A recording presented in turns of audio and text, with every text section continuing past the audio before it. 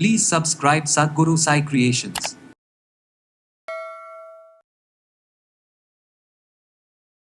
நெஞ்சு பகுதியில் ஏற்படக்கூடிய வலி, அதாவது எனக்கு மார்பு பகுதியில் வலி இருந்துக்கிட்டே இருக்குது. அதுவும் லெஃப்ட் சைட் பெயின் வந்தால் நம்ம எல்லாருக்குமே ஒரு பயம் இருந்துக்கிட்டு தான் இருக்கும்.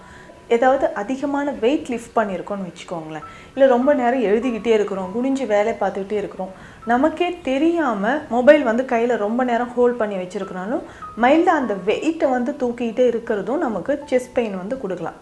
நம்ம இதயத்தில் ஏற்படக்கூடிய ஏதோ ஒரு பிரச்சனைகள், ஹார்ட் பீட் நார்மலாக இல்லை, செஸ்ட் பெயின் வருதுன்னா நம்மளாவே என்ன நினைக்கிறோன்னா கேர்லெஸ்ஸாக இருந்துடக்கூடாது. இல்லைங்க, நேற்று இந்த மாதிரியான உணவுலாம் சாப்பிட்டேன், கிழங்கு சாப்பிட்டேன், கொஞ்சம் பருப்பு நிறைய சாப்பிட்டுட்டேன், இதனால் கூட நெஞ்சு வலி வந்திருக்கலாம் அப்படின்னு நம்மளே தவறாக நினைத்து அது விடக்கூடாது. ஜென்ரலாகவே ஒரு கேஸ் ட்ரபிள் தொடர்பான ஒரு நெஞ்சு வலி வந்துச்சுன்னா நமக்கு சிம்டம்ஸ் எப்படி இருக்குன்னா விட்டு விட்டு வர ஆரம்பிக்கும். ஸோ நெஞ்சு பகுதி இழுத்து பிடிச்ச மாதிரியோ, நெஞ்சுக்கு உள்பகுதியில் வலி ஏற்படுற மாதிரியோ விட்டு விட்டு வலி இருக்கும். ஆனால் இதுவே நமக்கு கார்டியாக் இஷ்யூஸ் இருந்து, இதயம் தொடர்பான பிரச்சனைகள் இருந்து வலி ஏற்பட்டுச்சுன்னா அந்த வலி நெஞ்சுக்கு உள்பகுதியில் இருந்து குடைச்சலோடு சேர்ந்த வலி மாதிரி இருக்கும். ஏற்கனவே நமக்கு சுகர் இருக்கா, இல்லை பிபி இருக்கா, முக்கியமாக பிபியும் கொலஸ்ட்ராலும் இருக்கான்றது பார்த்துக்கணும். கொலஸ்ட்ரால் இருக்கக்கூடிய பெரும்பாலும் மக்களுக்கு என்னென்னா இதயம் தொடர்பான பிரச்சனைகள். ஸோ இதயத்தில் அந்த கொலஸ்ட்ரால் படியறதோ, இல்லை அந்த ஆர்ட்ரிஸில் பிளாக்கேஜ் இருக்கிறதோ நமக்கு ஏற்படலாம். சித்த மருத்துவத்தில் பயன்படுத்தக்கூடிய சில மருந்துகளை நம்ம ஃபாலோ பண்ணும்போது இதயம் வலிமையாக இருக்கும்.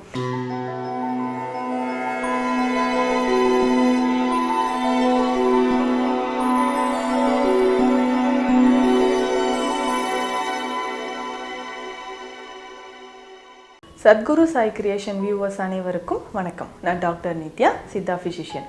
நெஞ்சு பகுதியில் ஏற்படக்கூடிய வலி, அதாவது எனக்கு மார்பு பகுதியில் வலி இருந்துக்கிட்டே இருக்குது. அதுவும் லெஃப்ட் சைட் பெயின் வந்தால் நம்ம எல்லாருக்குமே ஒரு பயம் இருந்துக்கிட்டு தான் இருக்கும். பொதுவாக நம்ம உடலில் எங்கே வலி இருந்தாலும் நம்மளால் தாங்கவே முடியாது. இயல்பான ஒரு லைஃபோ, இல்லை இயல்பான ஜென்ரலாக நம்ம டெய்லியுமே செய்யக்கூடிய வேலைகள் கூட செய்ய முடியாத மாதிரி இருக்கும்.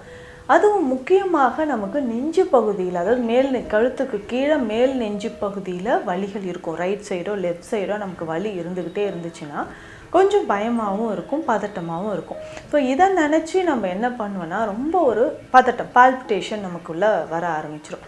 பொதுவாக இது ஏதாவது அதிகமான வெயிட் லிஃப்ட் பண்ணியிருக்கோன்னு வச்சுக்கோங்களேன், இல்லை ரொம்ப நேரம் எழுதிக்கிட்டே இருக்கிறோம், குனிஞ்சு வேலை பார்த்துக்கிட்டே இருக்கிறோம், நமக்கே தெரியாமல் மொபைல் கையில் ரொம்ப நேரம் ஹோல்ட் பண்ணி வச்சுருக்கனாலும் மைல்டாக அந்த வெயிட்டை தூக்கிக்கிட்டே இருக்கிறதும் நமக்கு செஸ்ட் பெயின் கொடுக்கலாம்.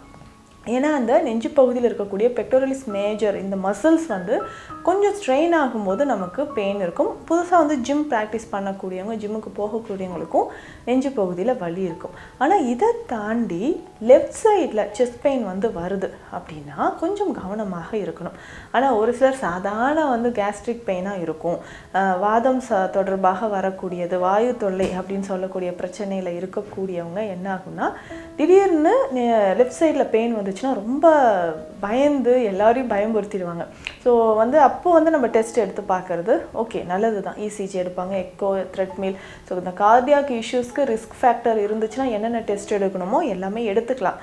ஆனால் நார்மலாக இது இல்லைங்க, இது கேஸ் ட்ரபிள் தான் அப்படின்னு சொல்லிடுவாங்க. ஆனால் கொஞ்சம் ஒரு சிலருக்கு என்னென்னா அவங்களாவே நிஜமாலுமே இது ஆன்ஜைனா அப்படின்னு சொல்லக்கூடிய செஸ்ட் பெயினாக இருந்துச்சுன்னா நம்ம இதயத்தில் ஏற்படக்கூடிய ஏதோ ஒரு பிரச்சனைகள், ஹார்ட் பீட் நார்மலாக இல்லை, செஸ்ட் பெயின் வருதுன்னா நம்மளாவே என்ன நினைக்கிறோன்னா கேர்லெஸ்ஸாக இருந்துடக்கூடாது. இல்லைங்க, நேற்று இந்த மாதிரியான உணவுலாம் சாப்பிட்டேன், கிழங்கு சாப்பிட்டேன், கொஞ்சம் பருப்பு நிறைய சாப்பிட்டுட்டேன், இதனால் கூட நெஞ்சு வலி வந்திருக்கலாம் அப்படின்னு நம்மளே தவறாக நினைத்து அது விடக்கூடாது.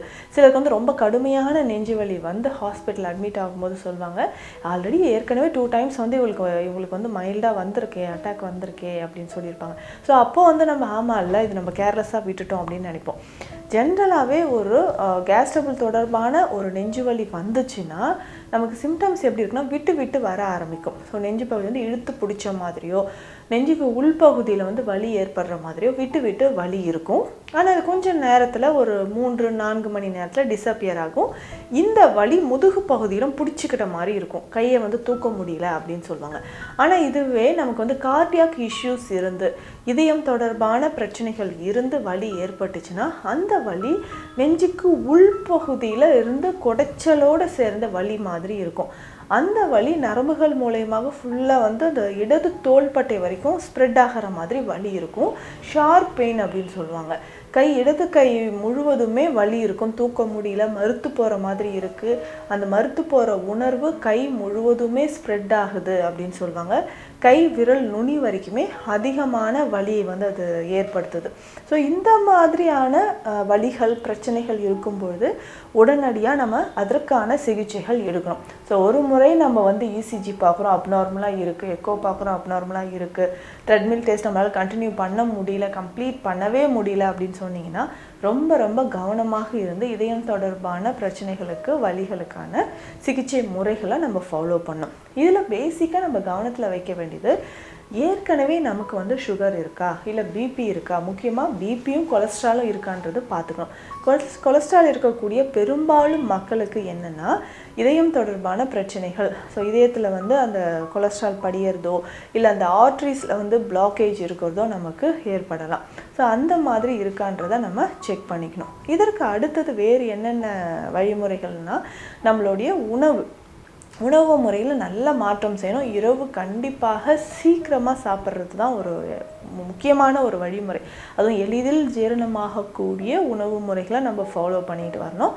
அதுக்கப்புறம் கொழுப்பு சார்ந்த உணவுகள், அசைவ உணவுகள் இரவு நேரத்தில் எடுக்காமல் இருக்கணும். ஸோ இரவு உணவு எடுத்த பிறகு கொஞ்சம் நேரம் நடைப்பயிற்சி செய்துட்டு வந்தோம்னா இதயம் தொடர்பான அந்த வலிகள் பிரச்சனைகள் இருக்கிறவங்களுக்கு ஈஸியாகவே அது இருக்கும், ஈஸியாக டைஜஷன் ஆகிறதுக்கும் நமக்கு உறுதுணையாக இருக்கும்.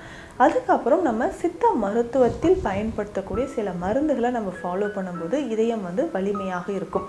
இதற்கு வாரம் ஒரு முறை கண்டிப்பாக எண்ணெய் குளியல் அவசியம். இதில் சந்தனாதி தைலம் வந்து பயன்படுத்தலாம். சந்தனாதி தைலம் வந்து தலையில் நல்லா அப்ளை பண்ணிவிட்டு வாரம் ஒரு முறை நம்ம குளியல் பயன்படுத்திகிட்டே வந்தோம்னா, அதை வந்து ஃபாலோ பண்ணிகிட்டே வந்தோம்னா நிச்சயம் நமக்கு நல்ல மாற்றம் வந்து கொஞ்சம் கொஞ்சமாக தெரிய ஆரம்பிக்கும். அதுக்கப்புறம் வந்து பார்த்தோம்னா நம்ம சில மருந்துகள், இதுக்கு வந்து வெண்தாமரை சூரணம் இருக்குது, அதுக்கப்புறம் சீந்தில் சூரணம் இருக்குது, இதனோட சேர்ந்து கழச்சி சூரணம், இந்த மாதிரி மருந்துகளை நம்ம பயன்படுத்தலாம். இதை பயன்படுத்தும் போது என்னென்னா வெந்நீரில், நெய்யிலையோ தேன்லையோ தேவையில்லை, வெந்நீரில் நம்ம பயன்படுத்தும் போது நல்ல ஒரு மாற்றம் கிடைக்கும். ஸோ வெண்தாமரை சூரணம்னா நம்ம வெந்நீரில் கலந்து வெந்நீரில் கொதிக்க வச்சு கூட நல்லா குடிக்கலாம். அதுக்கப்புறம் செம்பருத்தி, இந்த செம்பருத்தியை வந்து டீ மாதிரி நம்ம பயன்படுத்திக்கலாம். டீ மாதிரினா ஒரு 4-5 செம்பருத்தி மலர்களை வந்து எடுத்துகிட்டு வந்து தண்ணீரில் போட்டு நல்லா பாயில் பண்ணிவிட்டு கொஞ்சமாக இதில் வந்து நம்ம நாட்டு சர்க்கரையோ தேனோ சேர்த்துக்கலாம். ஒரு 2-3 துளிகள் எலுமிச்சை சாறு விட்டு சோம்பு, சீரகம் ஏதாவது ஒன்று கொஞ்சமாக சேர்த்து நம்ம குடிக்கும்பொழுது நமக்கு இதயத்திற்கு அது வந்து வலிமை சேர்க்கக்கூடியதாக இருக்கும். முக்கியமாக நம்ம மருதம்பட்டை இதிலிருந்து செய்யக்கூடிய மருந்துகள், மருதம்பட்டை சூரணம், மருதம்பட்டை குடிநீர், இந்த மாதிரியான மெடிசன்ஸ் நம்ம ஃபாலோ பண்ணும்போது இதயம் நமக்கு வலிமையாக கொஞ்சம் கொஞ்சமாக உணர முடியும். இல்லைங்க நமக்கு ஏற்கனவே கொலஸ்ட்ரால் பிபிலாம் ஹையாக இருக்குது அப்படின்னு பார்த்தீங்கன்னா இதற்கான உடற்பயிற்சிகள் அப்படின்றது ரொம்ப ரொம்ப அவசியம். ஸோ உடற்பயிற்சிகள் சரியாக ரொம்ப ஃபாஸ்ட்டாக நம்ம செய்யாமல் மைல்டாக நம்ம வந்து மிதமாக உடற்பயிற்சிகளை கொஞ்சம் கொஞ்சமாக மேற்கொண்டுட்டு உடல் பருமன் இருக்கும்பொழுது அதை குறைச்சிக்கிட்டே வந்தோம்னா இதயத்திற்கு அந்த ரிஸ்க் ஃபேக்டர் அப்படின்றது நமக்கு குறைய ஆரம்பிக்கும். ஸோ இதயம் தொடர்பான பிரச்சனைகள் இருந்தால் இந்த மாதிரியான உணவு முறைகளும் மருந்துகளும் ஃபாலோ பண்ணும்போது பயம் இல்லாமல், இதயம் தொடர்பான பிரச்சனைகளுக்கான பயம் இல்லாமல் ஆரோக்கியமாக வாழ முடியும். மீண்டும் அடுத்த பதிவில் சந்திக்கலாம். நன்றி.